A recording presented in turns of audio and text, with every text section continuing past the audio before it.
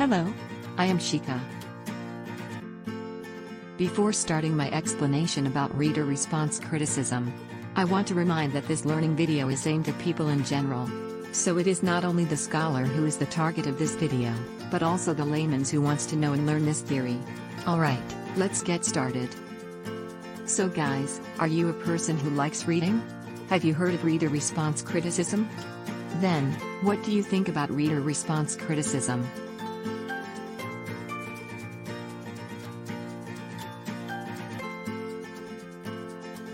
Reader response criticism is a school of literary theory that focuses on the reader and their experience of a literary work. Reader response criticism argues that each reader creates their own thoughts and opinions, and these will be unique in relation to the text. Reader response theory recognizes readers as active agents of a work and completes its meaning through interpretation. This contradicts the theory of formalism and new criticism. Reader response suggests that the role of the reader is essential to the meaning of the text, for only in the reading experience does the literary work come alive. Thus, the purpose of a reading response is examining, explaining, and defending your personal reaction to a text. Your critical reading of a text asks you to explore why you like or dislike the text. Explain whether you agree or disagree with the author. Identify the text's purpose, and critique the text. Tyson, 154, explains that reader response theorists share two beliefs. 1. That the role of the reader cannot be omitted from our understanding of literature, and 2. That readers do not passively consume the meaning presented to them by an objective literary text, rather they actively make the meaning they find in literature. In this way, reader response theory shares common ground with some of the deconstructionists discussed in the post-structural area when they talk about the death of the author, or her displacement as the authoritarian figure in the text. And what if we think an answer wrong about the text we read? I tell you all that there is no right or wrong answer to a reading response. Important that you demonstrate an understanding of the reading and clearly explain and support your reactions. Take a systematic, analytical approach to the text. So, have you understood what reader response criticism is? Give me your thumbs up when you understand. If you don't understand, you can repeat this video and can find more references about the understanding of reader response criticism. Next, let's take a deeper dive into reader response criticism. Hello everyone. I am Arafat, one of member of this group. I'm gonna talking about theoretical assumption here. The first one is, what is an assumption? Assumptions are ideas and beliefs that are often taken for truth. Assumptions are usually based on personal experiences and our exposure to information, but often the support isn't grounded in a wealth of exposure to different materials and research. Assumption is also known as an existing belief that a thing is true. We believe them to be true when they might not be. We make decision and take action based on assumption, and we don't usually think to communicate them. Well, the next is, what's in theoretical assumption? In theoretical assumption, we have three important things here. The first is literature, which is a performative art, and each reading is a performance. The next is literary text. That is, possess no fixed and final meaning. Literary meaning is created by the interaction of the text and reader. The last is reader, which is not passive but active, and we have to be remembered that role of reader cannot be ignored. In the assumption, we cannot know for sure what an author intended, and an individual's response is unstable and subjective. The work itself should be your focus. The purpose of this focus is to explain the work's organic unity, its mean, how every feature, large and small, contributes to its meaning. And we should remember that the great literary works are marked by some kind of complexity, as levels of meaning, oppositions, tensions, ironies and ambiguities are unified. The next is, what happens during the reading process. In this case, readers have active participation in creating meaning. There is a transaction of meaning. Let's see what happens in reading process. There are three things to investigate. They are the reader, the text, and the meaning. The first one is the reader. They have their own worldview, background, purpose, knowledge of the world, knowledge of the words, etc. The second is the text. Text definitely has their own various linguistic elements that distinguish one text to each other. The last is the meaning. Meaning here is the result of interaction of reader and the text. So, different person may has the different meaning to the text that they had ever read. Hello, I am Gloria. Do you know, guys, that there are two beliefs of reader response criticism? The reader response theorists share two beliefs. First, the role of readers cannot be separated from their understanding of literature. Second, the readers do not passively accept the meaning that has presented to them by an objective literary text, instead they actively make up the meanings they find in the literature. The readers will actively make meaning and also suggest a text. Moreover, the different readers can read the same text in different ways. In fact, reader response theorists believe that the same reader reading the same text on two different occasions is likely to produce different meanings because so many variables contribute to their experience of the text. If you know, guys, that there are 5 types of reader response criticism. 1. Transactional reader response theory. Transactional reader response theory analyzes the transactions between text and readers. These transactions happen as we read the text, and they act as stimuli to which we will respond in our own way. However, for this transaction between the text and the reader to occur, our approach to the text must be aesthetic, not efferent. When we read in efferent mode, we focus only on the information contained in the text. According to transactional theorists, different readers produce different acceptable interpretations because the text allows them for a variety of acceptable meanings, that is, a variety of meanings for which textual support is available. However, because there is a real text involved in this process, we must refer to justify or modify our responses, for not all readings are acceptable. Thus, transactional analysis relies heavily on the authority of the text, while also bringing the reader's response to the limelight. 2. Affective stylistics. Affective stylistics comes from further analysis of the understanding that literary texts are events that occur in time rather than objects in the space. The text is examined carefully, line by line or even word by word, to understand how it affects the reader in the reading process. In addition to the reading activity analysis that structures the reader's response, other types of evidence are usually gathered to further support and claim that the text is about the reading experience. For example, most of affective language style practitioners will cite the responses of other readers to show that their own analysis of reading is provided by a particular text applies to readers other than themselves. A critic might even cite extreme critical disagreements about the text to support. The fact is, the interpretation of a written text perhaps is a problematic endeavor we should not expect to achieve certainty. 3. Subjective reader response theory. Subjective reader response theory doesn't require the textual cue analysis.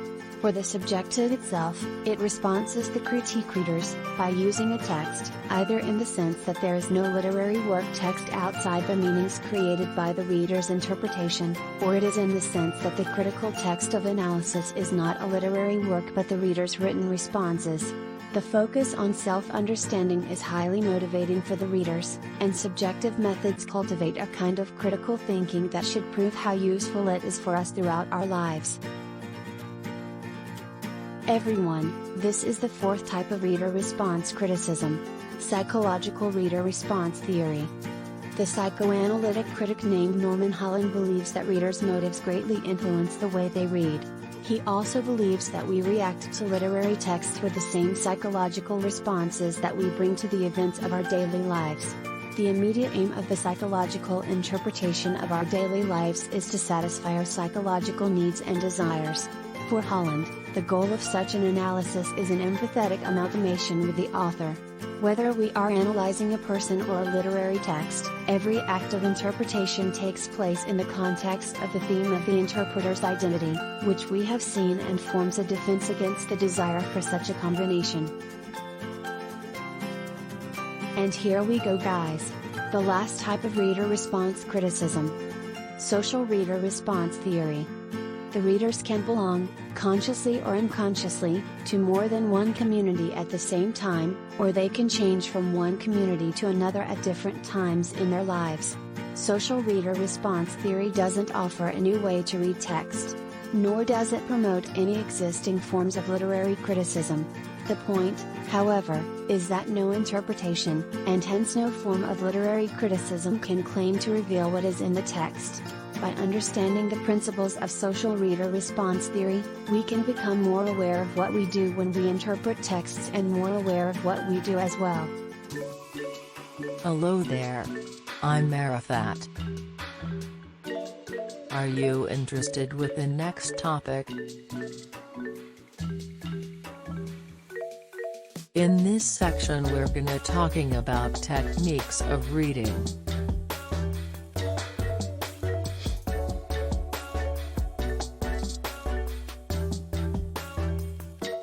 There are 4 stages of techniques of reading here.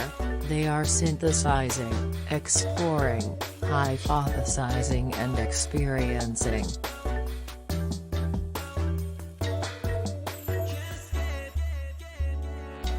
Synthesizing is one of the most challenging reading strategies for students to master, simply because it requires students to use multiple skills and strategies together. In fact, the prefix "syn" means together.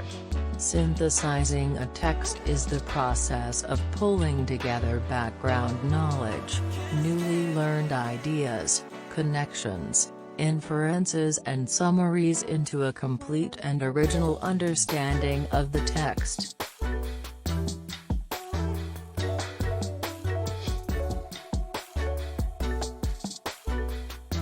A synthesis is not the same as a summary. A synthesis can include parts of a summary, or retelling from the text, but it goes far beyond that summary or retelling. A summary may lead to a synthesis, but it's not where it stops. Synthesizing requires the reader to take that summary or partial retelling and add in their own thoughts, experiences, opinions, interpretations and connections to generate a new, and bigger idea. It's going beyond the text. Even more, a true synthesis can blend and integrate ideas from across multiple texts to form new big ideas.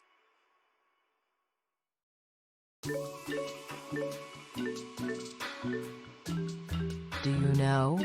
When thinking about synthesizing, experts have come to agree that there are 3 types of syntheses that students can make.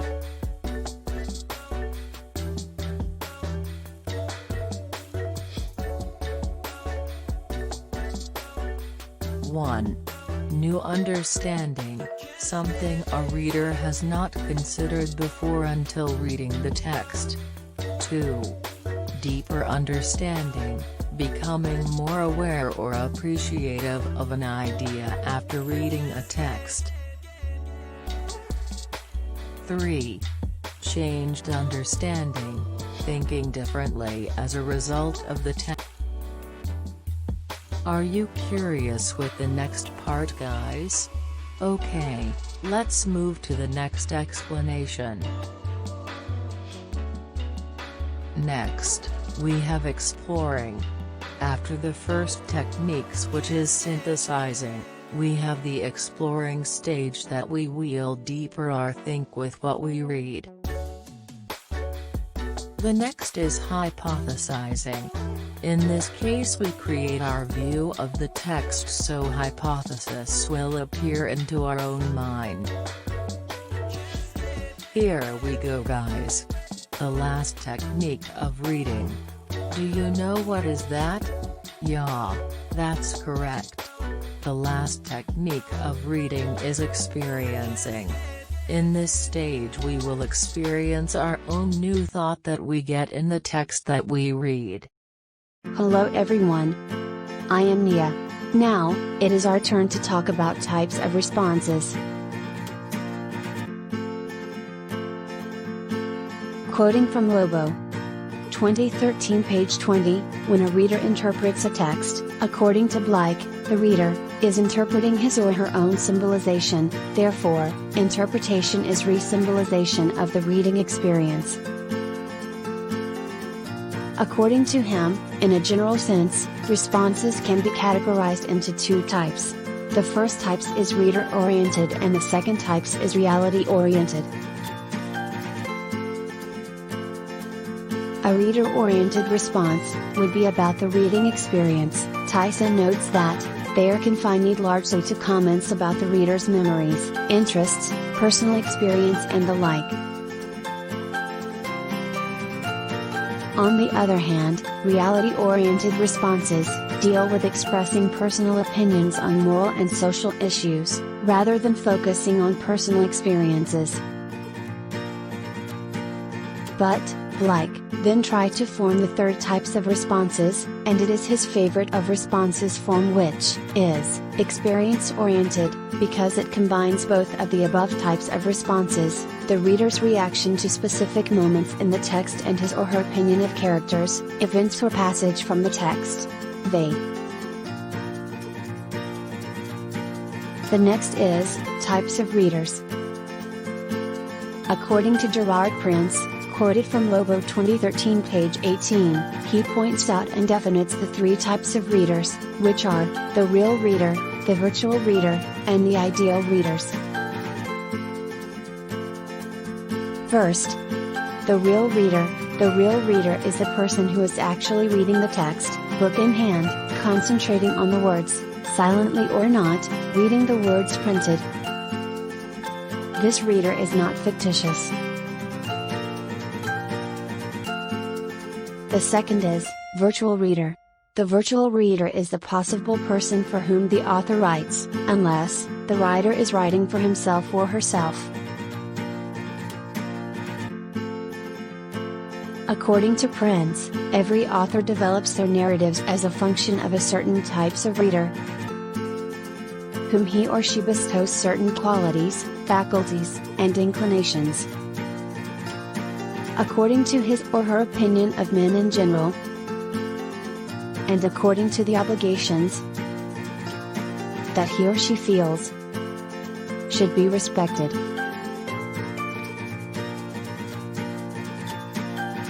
The last is, the ideal reader. Ideal reader is the one who would understand perfectly what the writer intends to communicate, and who would agree with the writer's ideology and perception of life. The next is about types of reading. According to Rosenblatt, quoted from Lobo 2013, page 18, and composing. org, he proposes two types of reading. Louise Rosenblatt explains that readers approach the work in ways that can be viewed as aesthetic and efferent. The FIRST readings types is efferent reading. Efferent reading is reading to take away particular bits of information. In here, the reader is not interested in the rhythms of the language or the prose style, but it is focused on obtaining a piece of information.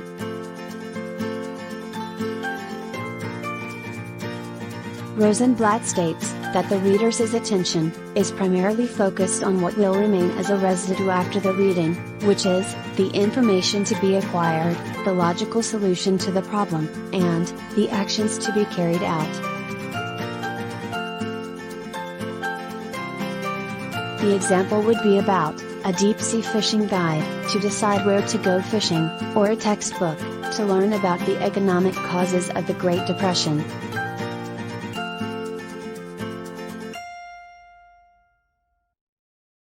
The second type is aesthetic reading. Aesthetic reading is reading to explore work and oneself. In here, the readers are engaged in the experience of reading itself. Rosenblatt states, in aesthetic reading, the reader's attention is centered directly on what he is living through during his relationship with particular text. An example of this reading is, when we read Hemingway's work, The Old Man and the Sea. We want to live through a deep-sea fishing adventure, not to learn how to deep-sea fishing. Or in The Grapes of Wrath. We tend to plumb the emotional depths of living through the Great Depression, not to examine the economic factors that caused the Great Depression. Hello. Return to Chica. Well, can you guess what the last point we will cover from reader response criticism? So, next, we will discuss what the advantages and disadvantages are in reader response criticism. Let's start with the advantages. Advantages of using reader response criticism. 1. Reader response criticism allows readers to interpret the text in various ways. 2. Allows readers to bring personality traits, memories of the past and present experiences to the text. 3. Forces the readers to look past the words of the text and search for deeper meanings. 4. Allows teachers to connect with their students on a more personal level. 5. Allows readers to see different perspectives of others while reading. 6. Reader response criticism focuses on the importance of the reader and their individual response to the text. Okay, we already know what the advantages of reader response criticism are, and next we will discuss what the disadvantages of reader response criticism. Let's get started. Disadvantages of using reader response criticism. 1. Reader response criticism provides a much skewed outlook on different works of literature. 2. One brings their personal interpretations to the text rather than examining the meaning that the other created. 3. The reader creates a narrow connection to the text, rather than looking at different perspectives. And 4.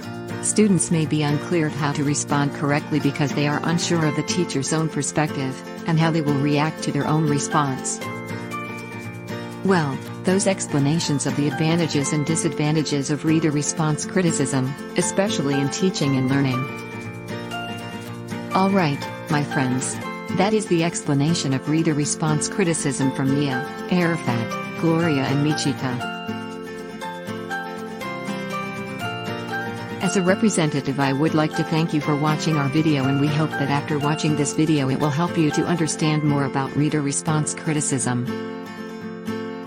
Thank you very much for your attention. Have a nice day. See you.